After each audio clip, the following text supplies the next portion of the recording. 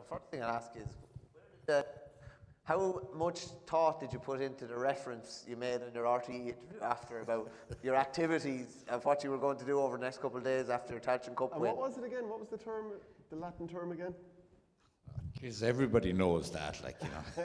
I don't think Damien Lawler knew it. I didn't know it at the time either, to be honest. Nunc est bibendum.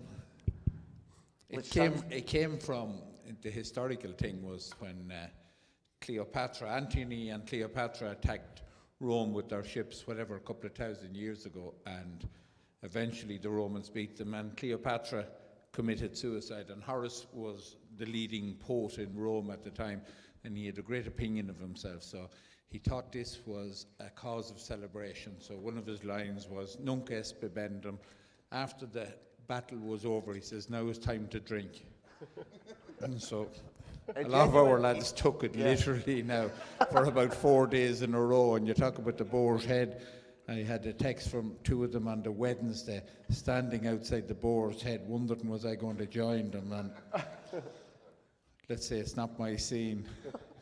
You said everybody knows that reference. Just a show of hands, had anybody ever heard of that reference before?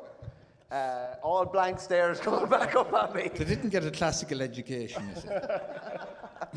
You see, that came from the classical school, because when you went to St. Pat's, you were expected, yes, Paddy Woods would know that, we originally did Latin and Greek.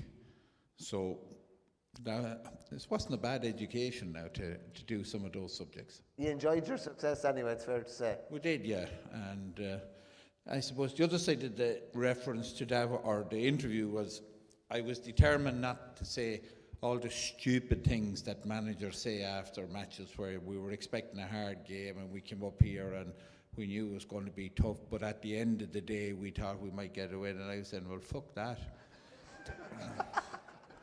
I heard I've had my dose of that for 40 years, so let's think about saying something different. Michael, when I have you there, he's talking about managers throwing out cliches. Your former manager, Jim, was the best man in the world to throw out cliches. Presume he didn't speak like that behind closed doors at all, did he? The media loves Jim, don't they? He was a machine for, like, and you actually just couldn't get him off topic. Like, I remember talking to you lads and other boys, and like the pain that these had trying to interview Jim and just trying to get anything out of him. And you could have it doesn't matter. You could be waterboarding him, you could be doing anything. Like, and he will stick to that script no matter what happens. Like, he will. He's a machine. He's a machine. And there's no getting away from it. I thought it was gas. They talk about all this media training and stuff. Like, it's like, you don't need this. Like, yeah, it's nonsense. Like, so like if it, but like Jim, I actually, like, at the start, I was like, come on, Jim, give them something, give them an inch, will you? And then actually, by the end of it, I was like, it's gas, actually. Like, it's it was gas how much it just pissed off everyone else. Like, the lads in the media genuinely think that he was trolling people the whole way through. Like, it was like a mission to basically pee off everybody in the media.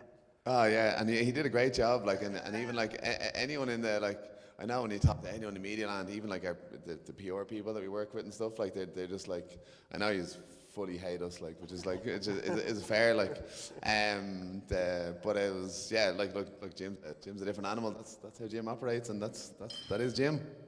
I suppose, Colm, you were probably very relaxed about talking to the media, seeing as, like, going back to the 80s, you were even writing a column in the Sunday Tribune, or was it the Irish, a different paper at the time, anyway.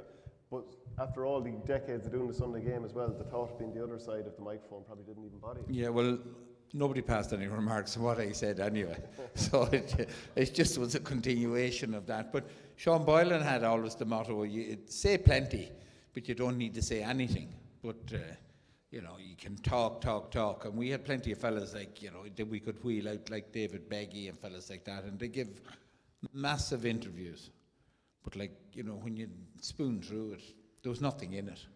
But, like, it kept people in jobs. I often thought it strange at Jim Gavin for a fella who was interesting and who had a great sort of appreciation of the game and traditions of the game and the importance of the game, that while he wanted to promote the game and he was the best man to actually not give anything back. So there was that sort of, I suppose, divergence between his respect for the game But like when it came to his own team, it was very much business.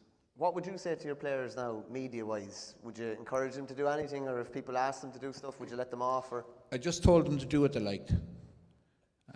I said, you're old enough, smart enough. If you do something stupid, well, that's your problem. But I said, if you want to do interviews with anybody, do them. I don't care. And I think that we really have to trust young people, that they are mature and that they are able to look after themselves. I don't agree with the idea that you sort of try and put players on mute before games, or that you try to I think it's good for people to be out front, to promote themselves, to show that they're intelligent, that they can answer questions. And the days of, I think teams, I don't know whether Michael and Tomas would agree, but the days when other teams would say, pin up something, this fella thinks we're this, that and the other, I think that's all gone anyway. That's all stupid stuff. That motivation doesn't come from those sort of things anymore, or maybe never did. So as far as I'm concerned, I trust the players, and if they want to do interviews or want to do things, now some of them did really stupid interviews, but anyway, they'll learn.